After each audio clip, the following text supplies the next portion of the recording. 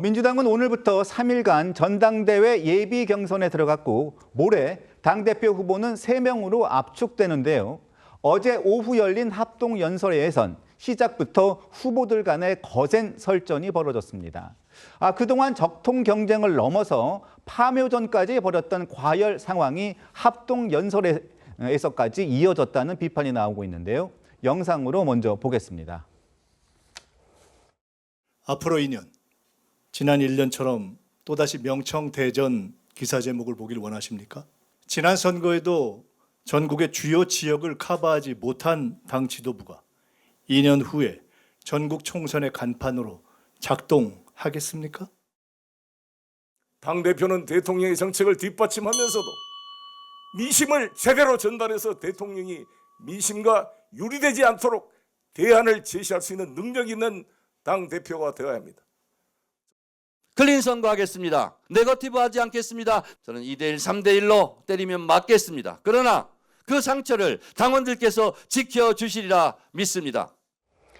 네, 김민석 전 총리는 합동연설의 첫 시작부터 정청래 전 대표를 공격하면서 명청대전을 끝내야 한다고 목소리를 높였습니다. 송영길 의원 역시 정 전 대표를 겨냥했는데요. 송 의원은 한 유튜브 방송을 통해서 정 전 대표가 당대표가 되면 이 대통령이 당대표를 상대하지 않을 것이라며 정청래 패싱론을 제기하기도 했습니다.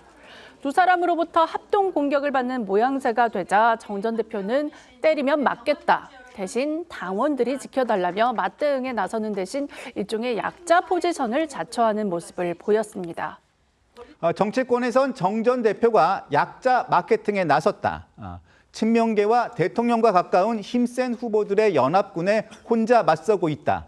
그러니까 언더독 전략을 구사하고 있다. 이런 해석이 나오고 있는 거죠? 맞습니다. 정청래 전 대표는 최근 들어 자신을 향한 비판들이 아프다, 집단 폭행을 당하는 느낌인데 당원들이 지켜줄 것이라 믿는다. 이런 발언들을 자주 내놨고요.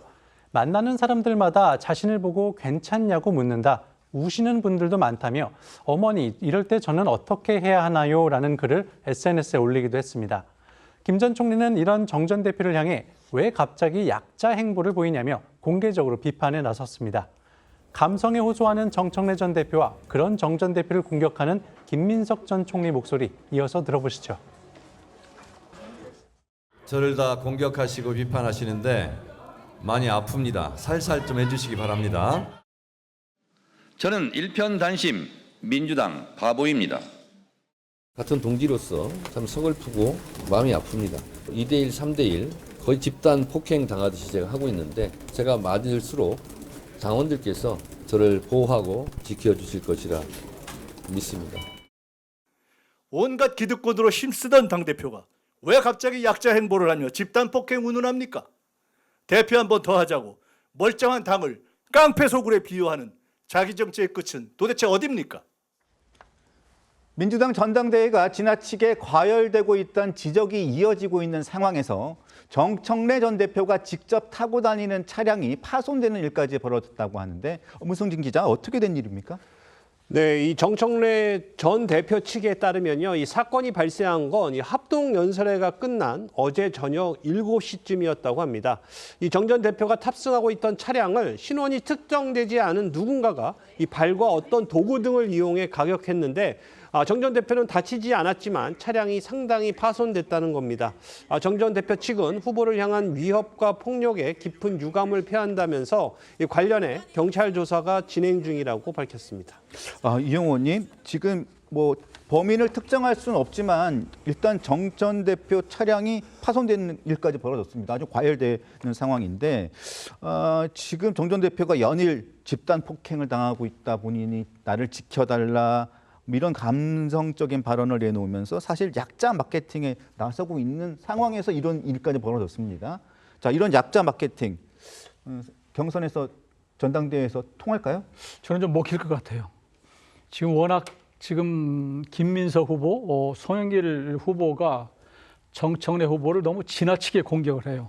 그냥 어떤 정책적인 정도 수준이 아니라 인신 공격, 인격 훼손될 정도의 심한 공격을 하고 있기 때문에 이게 우리 대한민국의 우리 국민 정서를 보면 지나치면 사실 동정론이 생기는 것이거든요. 그런 측면에서 이게 오히려 정청래 대표의 입장을 두둔하는 사람들이 말은 않지만 늘어나리라고 저는 생각을 하거든요.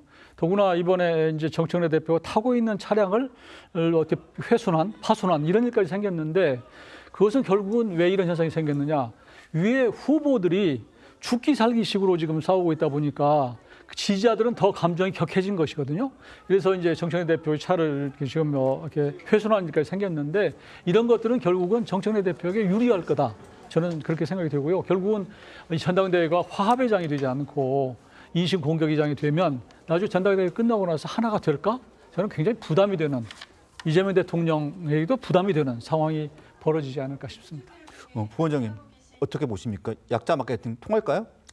그래서 지금 현재로서는 단정할 수는 없지만 단기적으로는 효과가 있을 수도 있겠죠. 그렇지만 저는 굉장히 좀 우려되는 지점입니다. 이번 전당대회 굉장히 중요해요. 이재명 정부 집권 2년차를 맞아서 이재명 정부의 성공을 누가 더 잘 뒷받침할 것인가, 집권 여당으로서 미래 비전을 누가 더 잘 제시할 것인가가 중요한 쟁점이 되어야 될 선거입니다.